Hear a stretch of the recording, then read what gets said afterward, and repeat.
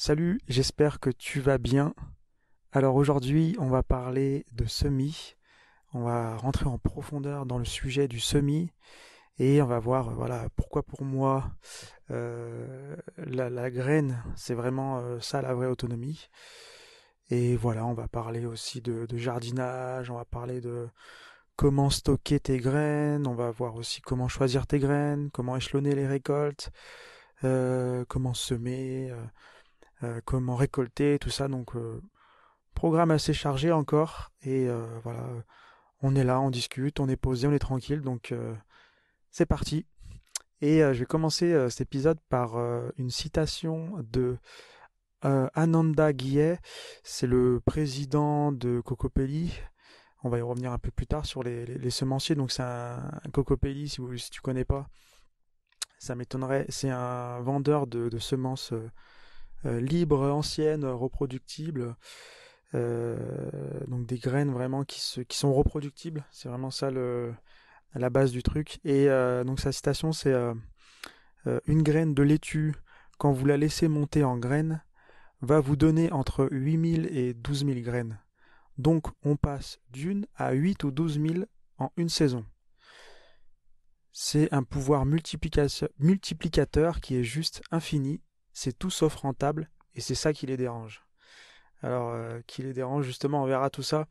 Quand il dit c'est ça qui les dérange, il parle des producteurs de semences F1 et on en parlera justement un petit peu plus tard dans ce podcast. Qu'est-ce qu'une graine F1? Qu'est-ce qu'une graine ancienne? Qu'est-ce qu'une graine reproductible? Tout ça, donc voilà. Et donc voilà. Donc je sais pas si tu connais Cocopelli, ils ont eu pas mal. C'est une association donc qui vend des graines. Et ils ont eu pas mal il y a des infos un petit peu contradictoires sur Cocopelli où on ne sait pas vraiment s'ils ont le droit ou s'ils n'ont pas le droit de vendre des graines. Mais en tout cas, ils le font et c'est pas les seuls à le faire, il y en a plein d'autres. Voilà. Moi, j'avais entendu dire qu'en fait, ils n'avaient pas le droit de vendre. C'est pas qu'ils n'avaient pas le droit de vendre des graines anciennes et reproductibles, mais en fait, c'est qu'ils devaient marquer sur leur sachet que en fait ils avaient le droit de le vendre que pour les amateurs, les jardiniers amateurs et pas pour les professionnels, un truc comme ça je crois. Enfin bref, en tout cas le constat est qu'ils vendent encore des graines et que c'est pas les seuls et que je pense que plus on sera nombreux à acheter des graines anciennes et reproductibles, à faire fonctionner ce truc, bah plus ils pourront pas vraiment s'attaquer à ça. Voilà, je pense que c'est ça. Je crois que c'est Coluche qui disait il suffirait que les gens achètent pour que ça se vende, enfin un truc comme ça. Et en fait, plus on participe, c'est comme voilà, notre portefeuille, c'est notre bulletin de vote. Donc voilà, en achetant chez des semenciers de graines anciennes et reproductibles, ben voilà, on vote pour certaines choses. Et voilà, ça fait du bien d'avoir un petit peu d'espoir et d'être un petit peu utopique.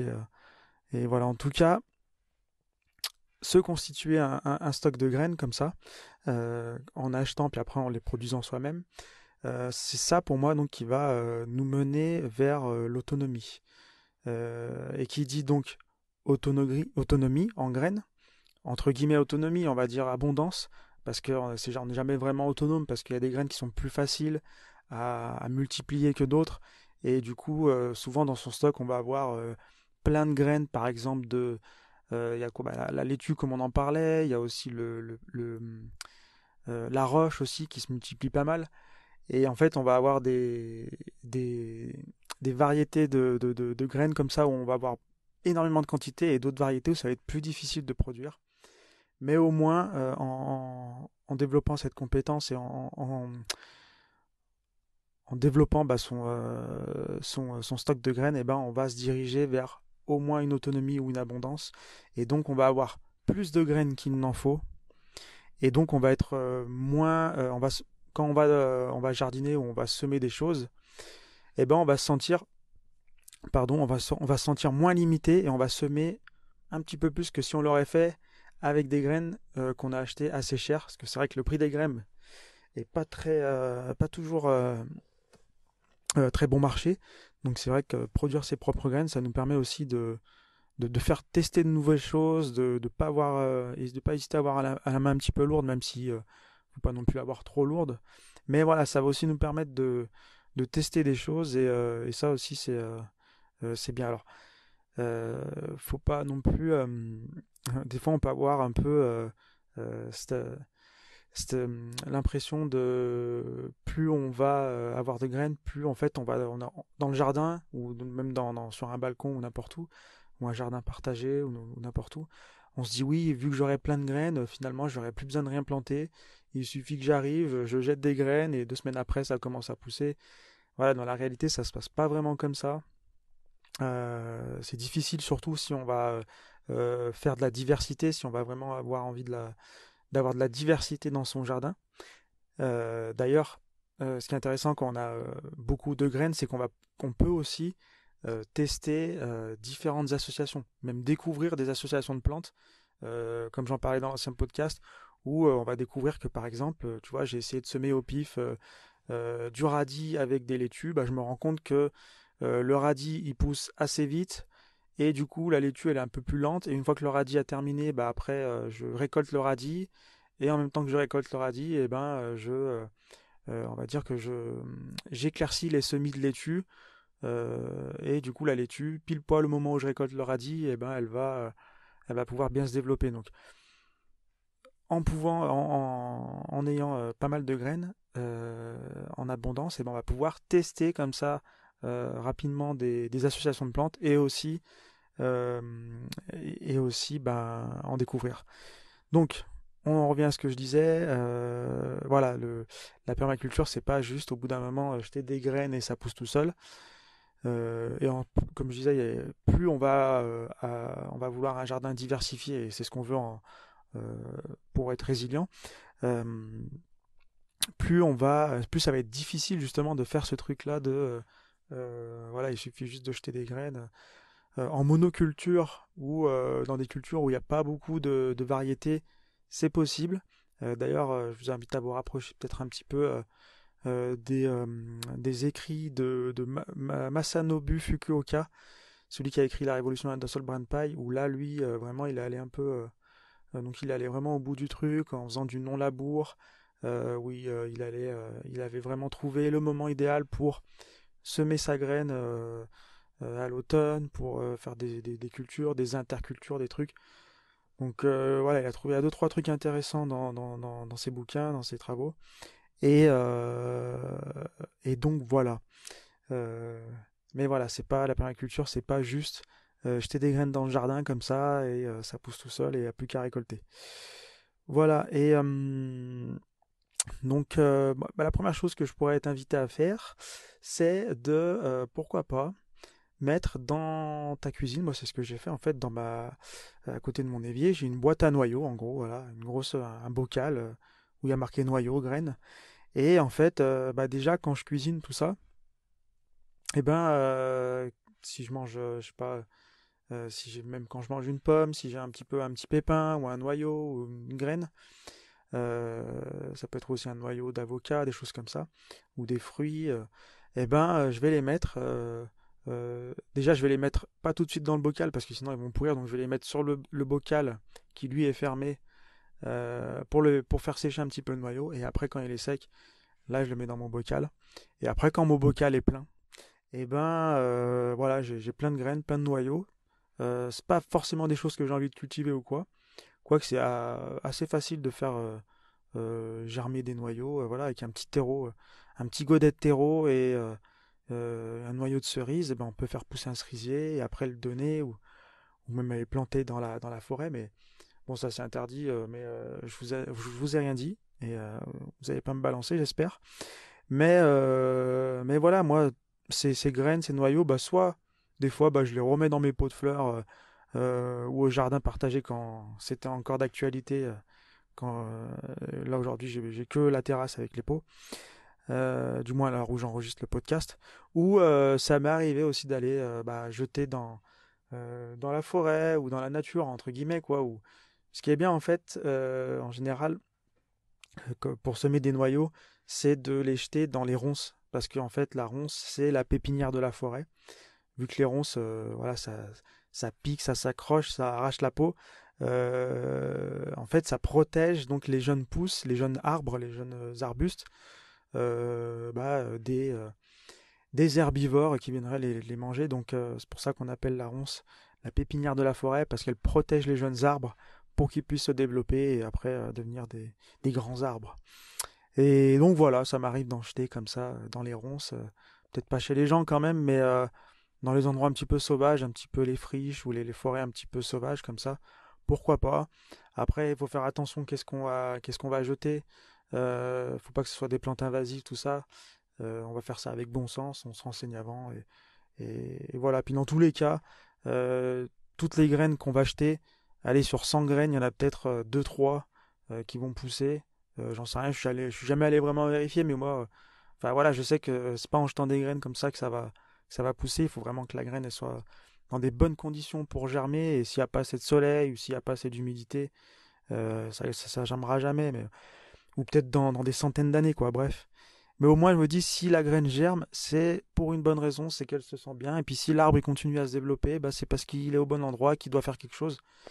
J'ai aussi cette croyance un peu à la Gérard Dussert des plantes bio-indicatrices. Voilà, une plante, elle pousse, enfin, une graine, elle va germer à un endroit parce que toutes les conditions sont réunies. Ça va être l'humidité, les bactéries, les carences dans le sol ou les surplus de minéraux, des choses comme ça. Et en fait, une graine, elle arrive à capter énormément d'informations et elle sait quand c'est le bon moment pour elle pour germer et pour faire le travail qu'elle a à faire sur la terre. Donc moi, j'ai aussi énormément confiance en ça. C'est pour ça que pour moi, la renouée du Japon, ça n'a jamais vraiment été une invasive. Voilà, il y a plein de choses comme ça. Après, on peut être pas forcément d'accord. Il faut aussi être nuancé. Mais voilà. Ça m'est déjà aussi arrivé de planter, il n'y a pas longtemps, il y a 2 ans.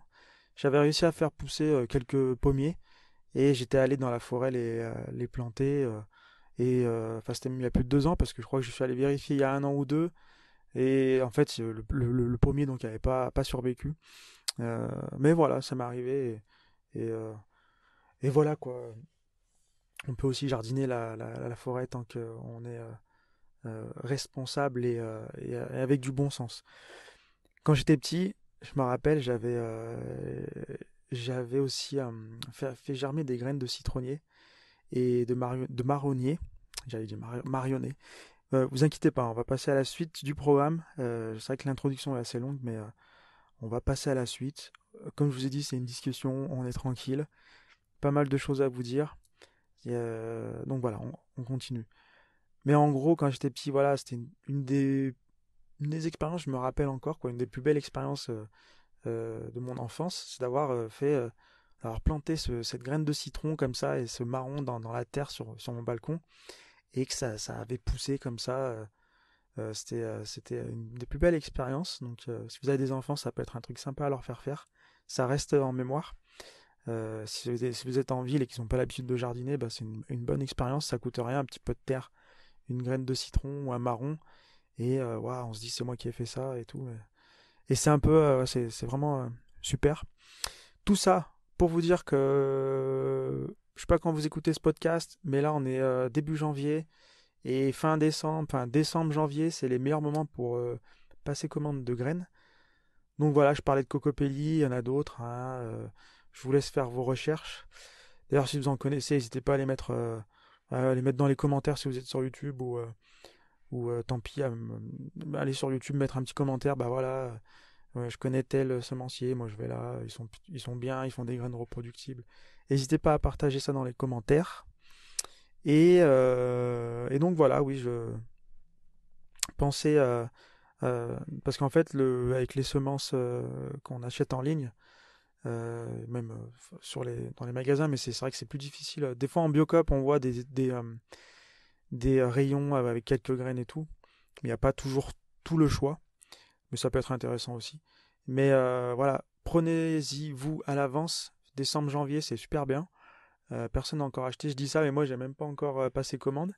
Mais bon, voilà. Décembre, janvier, c'est à peu près tranquille. Même déjà janvier, il commence à y avoir des ruptures de stock, surtout sur les légumes perpétuels.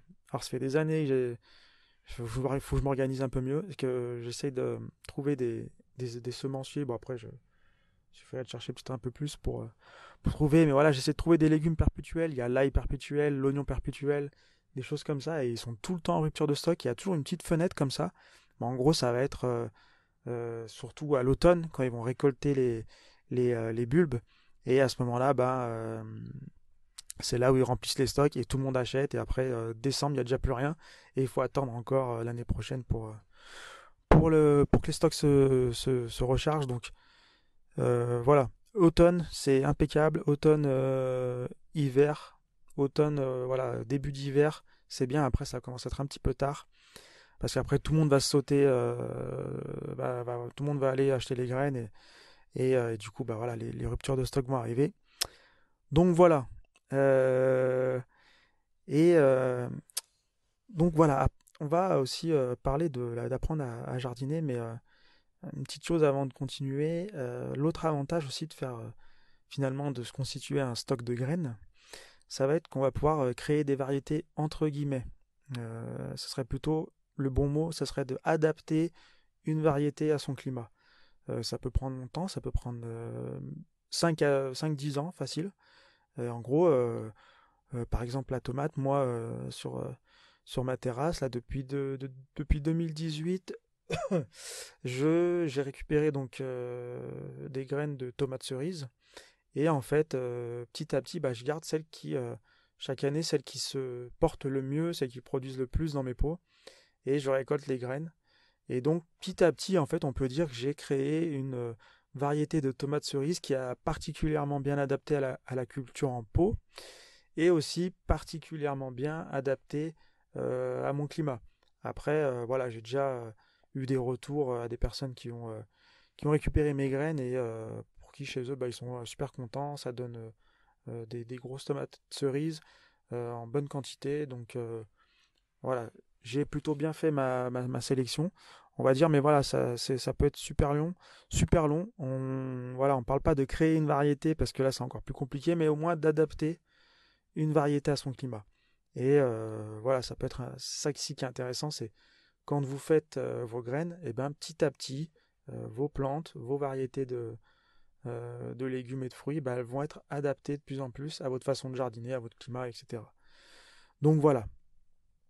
Euh, donc, apprendre à jardiner la nature dans tous les cas, c'est long. C'est long à apprendre, c'est long à appréhender aussi. Et il y a Bill Mollison, je sais plus, j'ai pu retrouver la source, mais Bill Mollison, il parlait de boucle d'apprentissage. Donc il disait, dans un de ses bouquins, il disait qu'en gros, la boucle d'apprentissage en permaculture, c'est important. Et en gros, c'est action, observation, et après on fait une rectification, correction, et on refait une action, on observe, on rectifie. En gros, on fait un truc, on voit ce qui se passe, on tire une conclusion de ce qui s'est passé, et on rectifie pour refaire une action similaire, mais en mieux en fait. Comme par exemple, si on va semer une graine, on va voir comment ça se passe. Si ça se passe pas bien, on essaie de comprendre pourquoi ça n'a pas fonctionné, et la prochaine fois qu'on sème, on va améliorer sa technique. Et c'est ça qui est compliqué en fait dans le jardinage, c'est qu'on n'a pas beaucoup de chance en fait, hein, pas beaucoup de possibilités euh, euh, de répéter comme ça des actions pour apprendre. Parce que apprendre finalement, c'est c'est avoir des retours sur ce qu'on fait, des retours qui sont réguliers, qui sont précis et rapides, quoi, qu'on peut rapidement corriger, quoi. Ça serait cool de semer une graine et revenir le lendemain et se dire bah ah non tu vois j'ai raté le coup machin, j'ai une autre chance, alors qu'en fait dans la réalité ça se passe pas comme ça. On va semer une graine, une petite semaine après on va voir que ça germe, bon on a réussi la première étape, et en fait rapidement on peut se trouver à un moment où on a loupé et il faut attendre l'année prochaine pour pouvoir réessayer en fait. Et c'est ça qui est hyper difficile euh, c'est ça qui rend le métier enfin le métier, c'est ça qui rend le jardinage long à appréhender. On ne devient pas bon jardinier du jour au lendemain parce que c'est long à apprendre, parce qu'il faut se caler au rythme de la nature. Donc voilà. Donc c'est aussi important justement de dès maintenant commencer à apprendre comment ça fonctionne la graine, tout ça. Comme ça, si tu commences maintenant à t'intéresser à tout ça, commence par la salade, commence par la tomate, commence par n'importe quel légume et essaye de le faire de la graine à l'assiette, quoi. Et c'est comme ça que tu vas apprendre petit à petit, à chaque fois, peut-être deux, trois nouvelles plantes par an. Et petit à petit, tu vas devenir autonome, entre guillemets, dans ta façon dans ta capacité à créer de la graine, créer de l'abondance et être aussi indépendant des semenciers et des choses comme ça. Donc tout ça pour dire que c'est difficile d'apprendre à être un bon jardinier. Euh, et en gros, moi j'ai repéré rapidement, je vous dis, en gros pour moi, les cinq compétences à développer quand on fait du jardinage, c'est le semis, c'est vraiment la compétence première. Ensuite, c'est la plantation. Savoir bien planter, c'est hyper important aussi. Si tu plantes mal ta plante, eh ben, elle va mal pousser et tu vas prendre du retard. Et là, l'automne va arriver, l'hiver, et voilà. Tu plantes, mieux tu plantes, mieux c'est. Donc le semis, la plantation, l'arrosage aussi, c'est aussi quelque chose qui est. Quand est-ce qu'il faut arroser? Est-ce qu'il faut pas, en quelle quantité il faut arroser? Tout ça aussi, c'est une compétence à travailler, à développer. Justement, là, on va appliquer ce que dit Bill Mollison. Voilà, je vais arroser, je vais observer ce qui se passe, je vais tirer une conclusion. Est-ce que c'est bien, est-ce que c'est pas bien? J'ai peut-être mis un peu trop d'eau, peut-être pas assez arrosé, c'était peut-être pas le bon moment. J'aurais peut-être pas dû mouiller les feuilles, toutes ces choses comme ça. Donc, semis, plantation, arrosage, la taille aussi, c'est une compétence assez importante de savoir tailler. D'ailleurs, si vous êtes sur un balcon ou une terrasse, moi je vous conseille de faire de la taille douce. Voilà, renseignez-vous un petit peu. La taille douce, en gros, c'est au lieu d'arriver et de tailler une plante d'un seul coup, eh ben, on va de temps en temps tailler une branche qui gêne ou une branche par-ci, par-là, enfin bref. Et en fait, on va faire de la taille comme ça tout au long de l'année. Ainsi, sur une petite terrasse, l'avantage, c'est qu'on va pas, on va toujours faire en sorte qu'il y ait un maximum de verdure. Dans un jardin, bon, si on se loupe un petit peu, c'est pas grave, c'est assez grand, il y a de la verdure, il y a de la vie. Sur la terrasse, on peut rapidement se louper, et si on se loupe, on peut perdre, voilà, comme je le disais, un an et se retrouver avec un espace vide, et c'est vraiment dommage. Donc, la taille douce, c'est particulièrement bien adapté au jardinage sur petite surface, même un petit jardin de moins de 1000 mètres carrés, on va dire. Là aussi, c'est assez intéressant de faire de la taille douce comme ça un peu toute l'année. Et comme ça fait pas aussi des jardins tout carrés, quoi. C'est vraiment, voilà, comme un peintre qui va dessiner son tableau, et ben on va venir tailler comme ça les branches à notre guise. Et on va pas non plus arriver et tout défoncer la plante. Et donc voilà. Et la dernière compétence à développer, c'est la multiplication végétale. Et là, on va revenir à la graine et aussi, après la multiplication végétale, on peut aussi faire du bouturage, la division de touffes, des choses comme ça. Et, euh, voilà, pour moi, c'est les cinq compétences vraiment à développer, sur lesquelles je vous invite à réfléchir, voilà, à passer à l'action. Et le semis, c'est donc hyper important. Donc, on va passer à la partie un peu plus méthodologie, un peu plus pratique du podcast. Et on va voir justement comment on va apprendre le semis, comment on va apprendre à se constituer un stock de graines. Et donc, on va commencer par le choix de la graine. Le choix de la graine, c'est hyper important. Euh, Déjà, il faut que tu comprennes qu'il y a la notion d'espèce et la notion de variété. Donc, en gros, l'espèce, ça va être la tomate, et la variété, ça va être cœur de bœuf. Voilà, quand on dit tomate cœur de bœuf, l'espèce c'est tomate et la variété cœur de bœuf.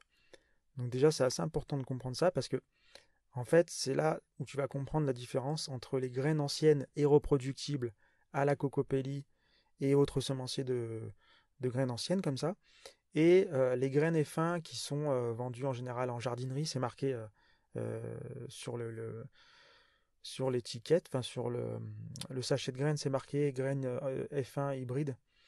Et bref, et en gros, la différence donc, c'est que dans une graine F1, euh, si en fait dans une graine F1, ils vont prendre deux variétés différentes et ils vont les croiser comme ça. C'est pas de la manipulation génétique, mais c'est du croisement comme ça manuel fait par l'homme.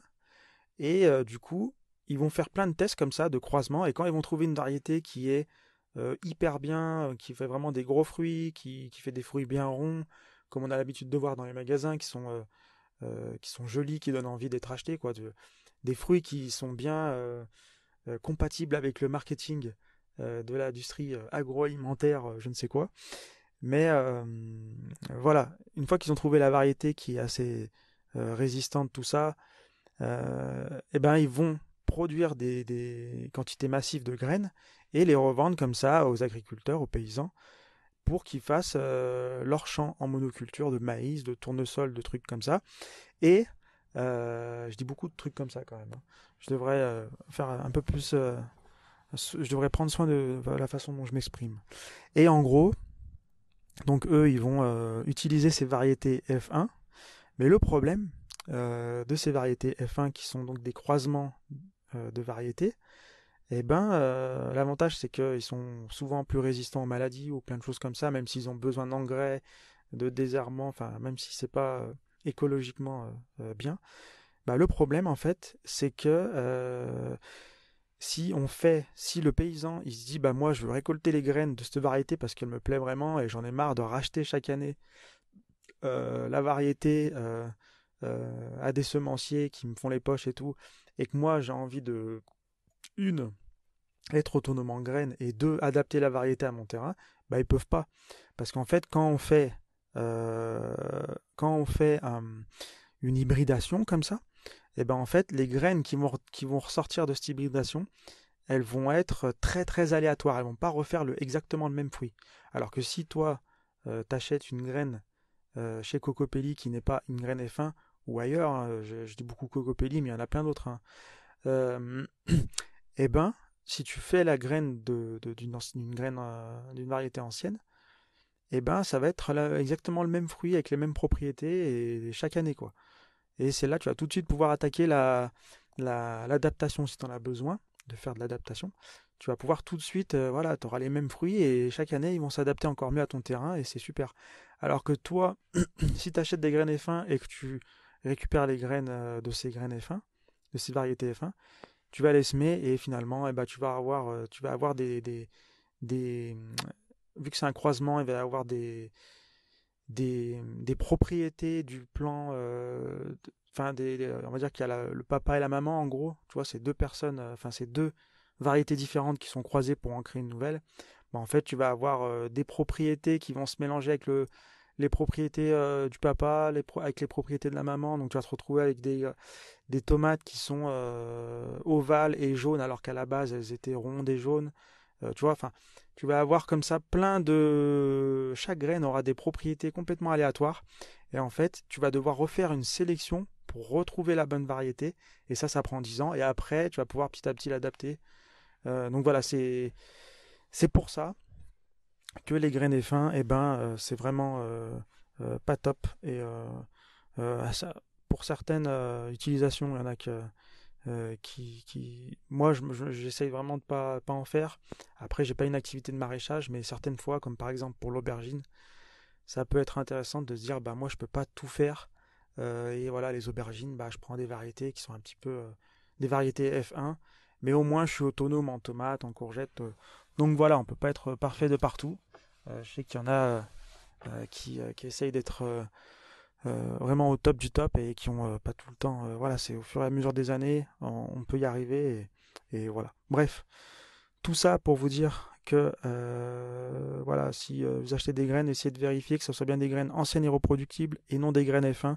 Sinon, vous n'allez pas pouvoir récupérer les graines et continuer continuer à les utiliser. Donc voilà. Et voilà, une petite liste, vu que j'ai pas mal parlé de Cocopelli, je vais faire de la pub un peu pour les autres. Il y a aussi Semaille, il y a aussi Germinance, il y a aussi la semence bio, il y a aussi Alaza Garden, il y a aussi la ferme de Saint-Marthe, etc., etc. Je vous laisse voir pour acheter vos graines. Et puis voilà. Ensuite, l'autre conseil que qui pourrait être très utile, c'est échelonner tes récoltes. En gros, ce qui est intéressant, c'est ouais, c'est d'échelonner tes récoltes. En gros, ce qui est bien, c'est quand tu vas sélectionner une nouvelle graine. Par exemple, tu dis, bah moi, cette année, ce qui m'intéresse, c'est la laitue. Je veux être autonome en graines de laitue. Donc, le but, ça va être de semer la graine, acheter la bonne graine, semer la graine, et savoir comment la laitue va se comporter, euh, comment est-ce que tu vas la récolter. Donc en gros, la laitue, tu la sèmes. Au bout de 2 3 semaines, ça dépend de la saison aussi, mais si tu la mets bien au soleil, au bout de 2 3 semaines, si elle n'a pas filé, elle va, tu vas pouvoir la repiquer en godet ou directement en pleine terre, ça dépend. Et en gros, au bout de 2 mois, tu vas pouvoir commencer à récolter 2 mois, 2 mois et demi, dans de très bonnes conditions. En gros, c'est ça, tu sèmes ta graine, 2 mois après, tu peux récolter, ou du moins, tout dépend comment tu récoltes, tu peux récolter feuille par feuille, ou la salade entière. Mais voilà. Et une fois que tu sais ça, eh ben, tu vas pouvoir échelonner la récolte. Tu dis, bah voilà, moi je vais semer euh, je sais pas, une dizaine de laitues toutes les 4 semaines, tous les 1 mois, tu vois. Et comme ça, je sais que toute l'année, j'aurai des laitues. C'est comme ça que tu vas pouvoir. C'est ça qui est important aussi, c'est réfléchir en termes d'échelonnage de récolte. Comment je vais récolter les choses et comment est-ce que eh ben, je sème. C'est comme ça que tu vas savoir quand tu sèmes en fait. Parce que par exemple, pour la tomate, moi, en respectant ce principe que je viens de t'expliquer, eh ben, petit à petit, bah, j'ai pu affiner ma date de semis à la semaine près.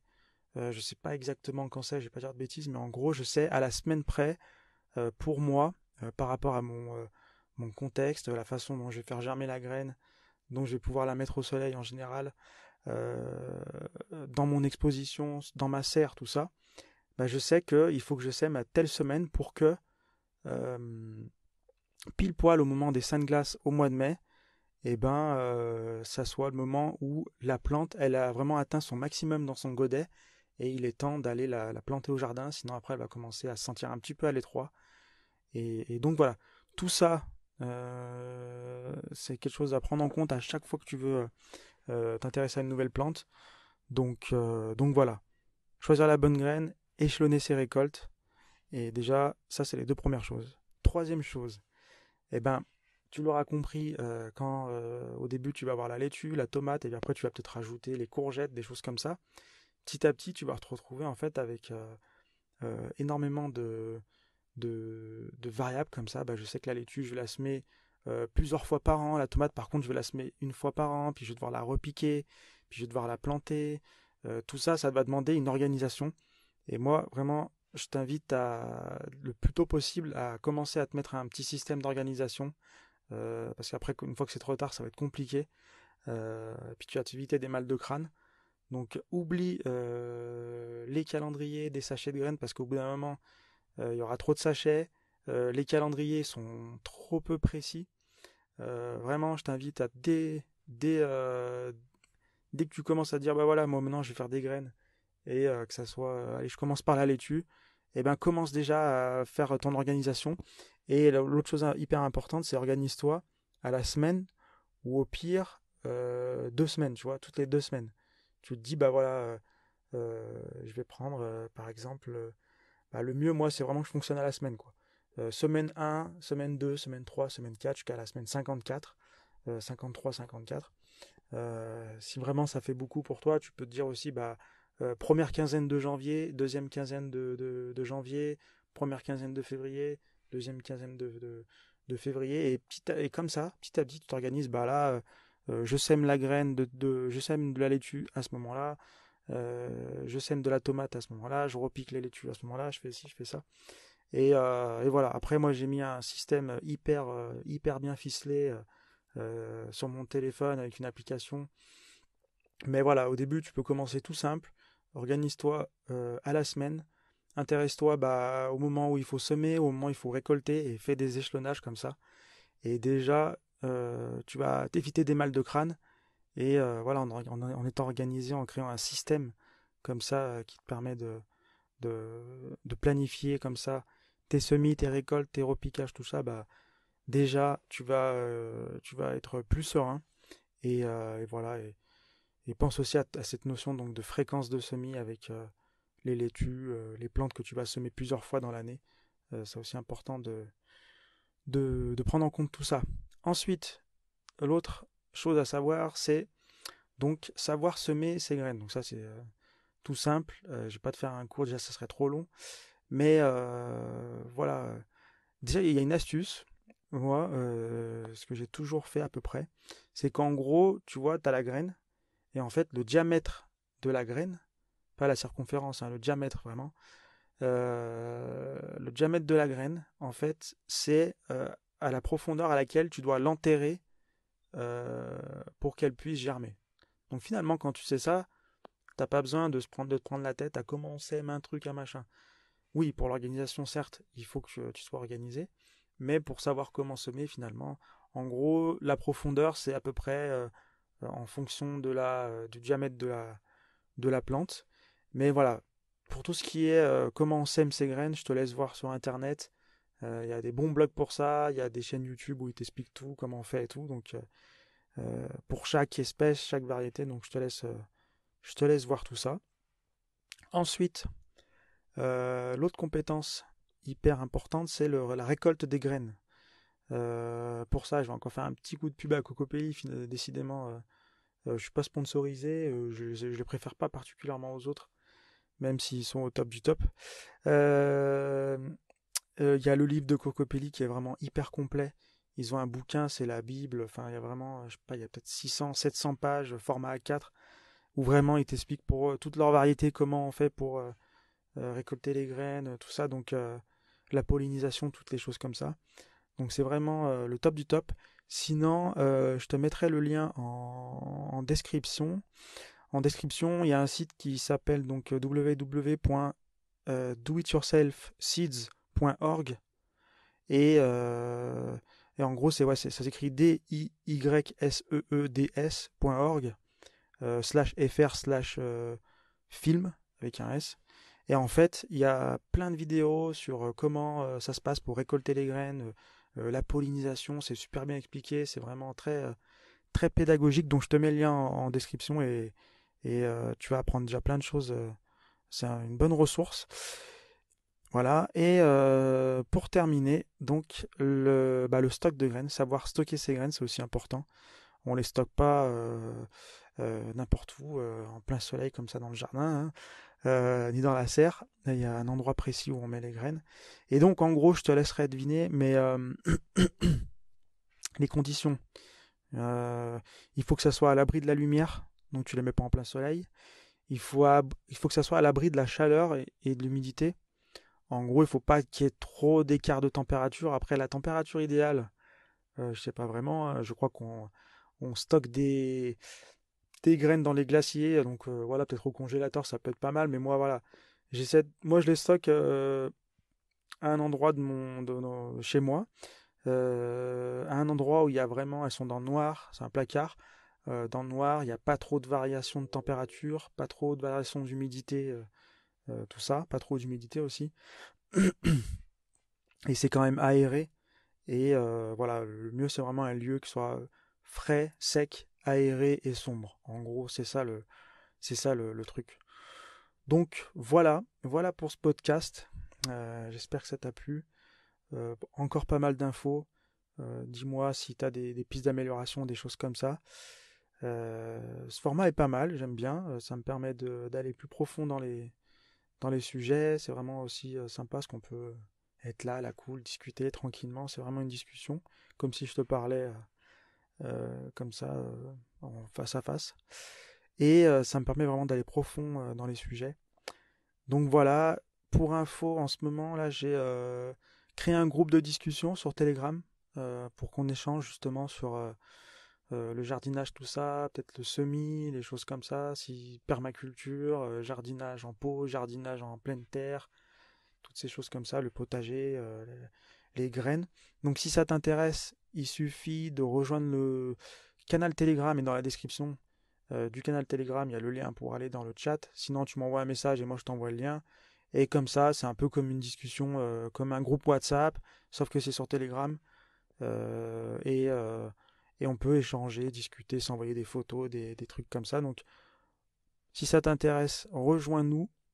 Le lien il est sur mon site. Sinon aussi, quand tu t'inscris à l'agenda Jardin et Nature, tu le reçois le lien. Et voilà, pense à t'abonner. Je sais pas où t'écoutes ça, sur YouTube, sur Podcast Addict ou autre, ou Apple Podcast ou Spotify. Pense à t'abonner, comme ça tu recevras les prochains épisodes. Et on va terminer cet épisode par une petite histoire. C'est l'histoire du fermier. Je sais pas si tu la connais. Et voilà, il y en a pour 2-3 minutes, même pas. Quelques secondes en fait. Quelques dizaines de secondes et après on se laisse. Donc en gros, l'histoire c'est il était un fermier qui avait les plus beaux champs de maïs de la région. Chaque année, lors de la fête du village, il participait au concours des plus belles récoltes et, chaque année, il remportait les premiers prix.